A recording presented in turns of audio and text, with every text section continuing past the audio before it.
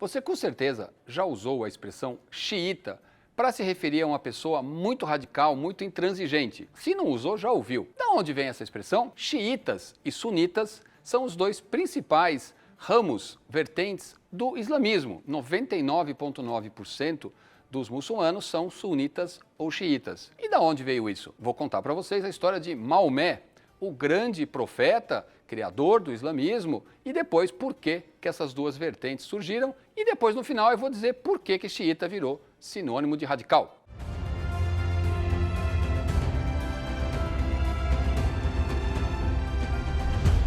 Maomé nasceu na região do que hoje é a Arábia Saudita. Na época não era um país, na época não era nem um reino, né? Era uma região muito pouco hospitaleira e que servia para passagem de caravanas comerciais. Dá para dizer que existiam duas cidades principais e uma delas era Meca, aonde existia a Caaba, um sólido conjunto de pedras, aonde os árabes tinham que ir para prestar suas homenagens aos deuses a quem eles acreditavam. Maomé deve ter nascido por volta de 755, não tem uma data 100% garantida, mas é a data majoritariamente aceita. Ele era da tribo dos coaxitas, que eram os líderes tanto do comércio quanto do templo, os sacerdotes, digamos assim. Mas o seu pai morreu cedo, a sua mãe também, ele ficou órfão, foi morar com esse tio e, para poder sobreviver, precisava trabalhar nas caravanas comerciais. Ele então começou a trabalhar para esta viúva muito rica que se encantou por Maomé e casou-se com ele. Esta viúva era a Khadija, que vai ter um papel importante, porque justamente deu a Maomé a oportunidade, depois do casamento, de não precisar mais ficar nas suas caravanas. Desde jovem, Maomé se questionava muito sobre a questão religiosa, não se sentia exatamente de acordo com as práticas que eram feitas, e por ter trabalhado nessas caravanas que viajavam para longe, ele acabou tomando contato com judeus e com cristãos, que eram as duas religiões monoteístas. E ele começa a achar que aquilo fazia um certo sentido. Já casado, já um homem de posses, ele recebe a visita, de acordo com ele, do anjo Gabriel, que vai informá-lo de que ele, Maomé, é o novo profeta e que ele precisa apresentar esta nova realidade. Anjo Gabriel também está na Bíblia. Maomé, então, vai construir essa nova religião que prega o monoteísmo, que prega a bondade, muito semelhante, né, ao cristianismo, ao judaísmo em alguns elementos. Inclusive, para Maomé, Abraão é o fundador das três religiões. De acordo com a tradição, Abraão teve um filho com a sua mulher, aquele que ele ia sacrificar, porque Deus pediu, mas que depois Deus abriu mão. Mas ele tinha tido um filho com sua escrava, Agar, porque sua esposa não podia ter filhos antes disso. Esse filho foi Ismael. E a esposa de Abraão, depois que ela consegue ter o filho, expulsa Agar, expulsa Ismael, e Ismael então seria o antepassado dos árabes. Portanto, ambos sairiam desse antepassado comum, Abraão. Bom, Maomé começa a pregar para sua família, para as pessoas próximas, e todos são convertidos a essa nova religião. Maomé decide então ir para Meca. Durante a sua pregação, ele recebe a visita de uma comitiva de moradores de Yatreb, que era uma cidade mais ao norte e digamos que a segunda cidade mais importante da região. Esses representantes da cidade vêm propor a Maomé que ele vá para a cidade deles, já que ele está tendo tanta dificuldade em Meca. Mas Maomé decide ficar em Meca porque acredita que lá é a capital, é o lugar onde tem a Caaba, que a sua tarefa, a sua missão é essa. Sua pregação, naturalmente, não vai fazer muito sucesso com os sacerdotes, porque afinal de contas Maomé pregava que havia apenas um Deus, Alá, que já era de certa maneira o Deus mais importante entre os existentes na região, e também vai pregar que não é correto que pessoas sejam pobres, que é importante ajudar as pessoas. Muito bem, ele estava falando com comerciantes que exploravam a religião. Ele começa então a ter uma série de dificuldades, mas de outro lado, ele começa a se tornar muito popular, porque aquela religião atrai as pessoas mais pobres, as pessoas mais generosas, ele começa a ter muitos seguidores. Em 622, os líderes de Meca decidem contratar assassinos para matar Maomé. Durante a noite, então, ele foge para Yatreb, ao norte, e esta fuga de Meca vai ficar conhecida como a Hégira, que é depois estabelecida como a data do início do calendário maometano. Chegando em Yatreb, ele é incrivelmente bem recebido, a população praticamente toda adere aos seus novos mandamentos, essa nova religião que prega o monoteísmo, que prega que os homens devem se tratar bem, há judeus próximos que inclusive participam um pouco disso, e essa cidade então passa a se chamar Medina. Medina em árabe quer dizer a cidade, ou seja, a cidade onde vivia o profeta. Os líderes de Meca não se sentem satisfeitos e mandam ameaças para os líderes da cidade de Medina para que entreguem Maomé para que ele seja punido. Claro que a cidade não aceita. Vão acontecer então uma tentativa de ataque, o exército de Meca vai para lá. Em 624 é montado um pequeno exército de Meca para atacar Medina. Mesmo com um exército muito menor, Maomé consegue impedir e vencer esta batalha. Maomé percebe, neste momento, que não é mais possível converter para o islamismo apenas com a palavra e declara então, cria a jihad, que é a Guerra Santa, ou seja, o convencimento pela espada. Em 627, os líderes de Meca organizam uma grande força, um grande exército para atacar Medina e destruir a cidade e Maomé. Maomé organiza seu exército, maior nesse momento, e vai enfrentar esse exército no mesmo lugar onde ele havia vencido a batalha em 624. Porém, um erro na estratégia e nos seus arqueiros faz com que seu exército seja derrotado, o próprio Maomé escapa por pouco da morte e retorna fugido para a cidade de Medina. Lá ele tinha um persa, que tinha sido do exército persa, que era especialista na defesa de cidades contra cercos. Esse homem então vai ajudar a organizar a defesa de Medina contra o ataque dos soldados de Meca. Não vou entrar aqui em detalhes, mas fundamentalmente ele cria um fosso afastado da cidade e com uma largura que impedia que cavalos saltassem. Desta forma, o principal elemento, o principal trunfo do exército de Meca, que eram seus cavaleiros, fica impossibilitado de cruzar, tem que parar e na hora que para, vira alvo fácil para as flechas dos defensores. As flechas também dos atacantes têm dificuldade de alcançar a cidade. Pois bem, quando o exército de Meca percebe que Maomé fugiu, decidem ir atacar a cidade de Medina. Mas a estratégia de defesa dá muito certo e o exército de Meca tem que recuar. O general, digamos, dos exércitos de Meca, o principal inimigo de Maomé, era Abu Sufyan.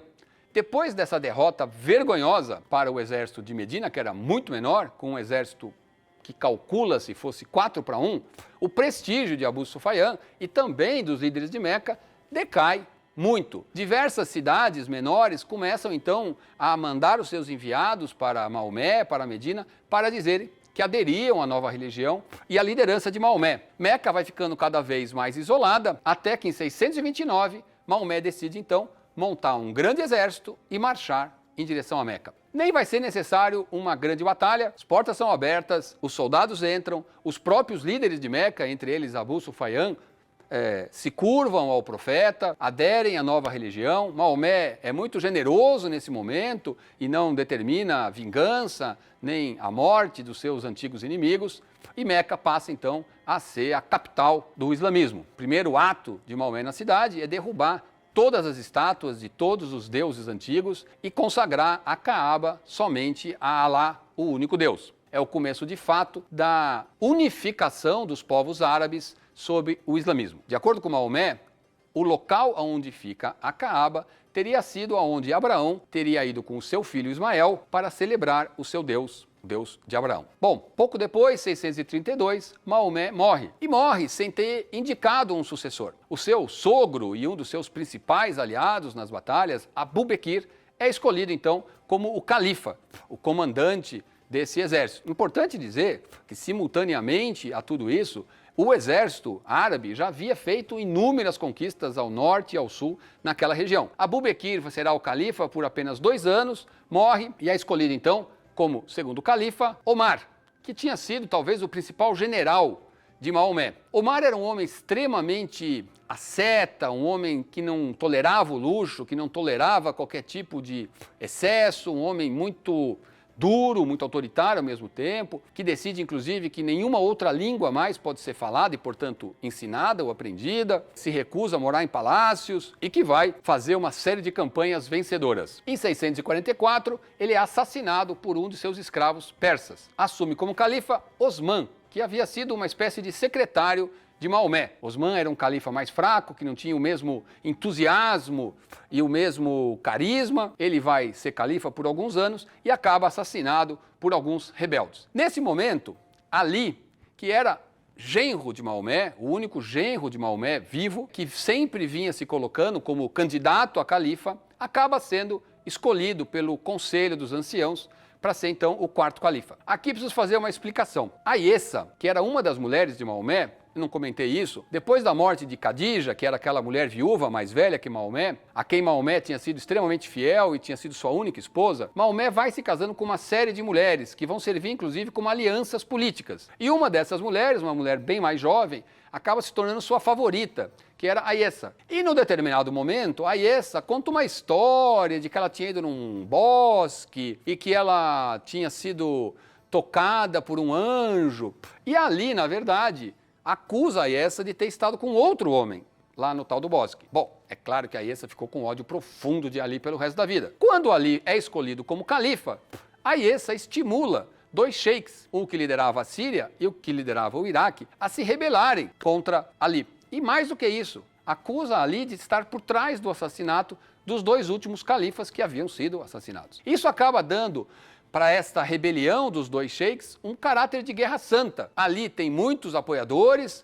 eles vão entrar em guerra, Ali vai derrotar o exército desses dois sheiks, matá-los inclusive, e se tornar o califa de fato. Mas a confusão não terminou, porque Ayessa continua estimulando o surgimento de outros rebeldes. Moávia, que era filho de um antigo companheiro de Maomé, junto com o governador do Egito, que era Amru, vão se unir para guerrear contra Ali e questioná-lo, justamente sobre a alegação de que Ali teria matado e que, portanto, ele era um homem impuro e que não poderia ser o califa. Vão ter uma guerra civil que vai ser realmente complicada e Ali passa a ser apoiado pelos carigitas. Esses homens eram extremamente radicais, muito puristas e que acreditavam que para um muçulmano ser muçulmano não bastava ele acreditar, ele precisava agir como muçulmano.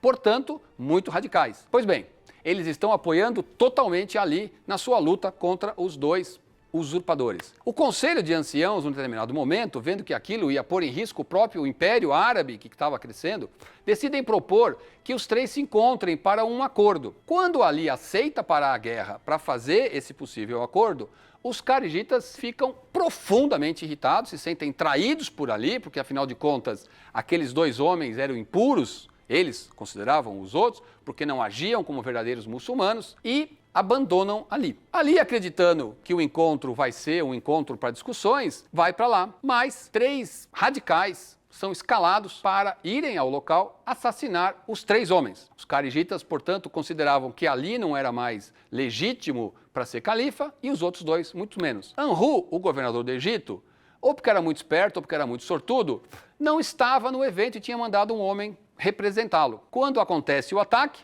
é morto esse homem que estava representando o governador do Egito, Moávia é muito ferido e Ali é morto. Moávia consegue sobreviver. Como ele se tornou o único sobrevivente, ele é escolhido então como o quinto califa. Começa então a dinastia Omíada, que ao contrário do que vinha acontecendo, vai ser extremamente dada ao luxo, aos excessos, a gastar o dinheiro e a cobrar impostos elevados. Os antigos aliados de Ali, que o haviam abandonado e que inclusive haviam enviado os assassinos que acabaram matando Ali, ficam terrivelmente frustrados, inconformados e inclusive culpados. E é neste momento então que surgem os xiitas, que são os seguidores de Ali. Os demais árabes são os sunitas, que são os que seguem a suna, portanto os que seguem a regra. Seriam então os sunitas os ortodoxos e os xiitas a dissidência, porque a maioria dos árabes é sunita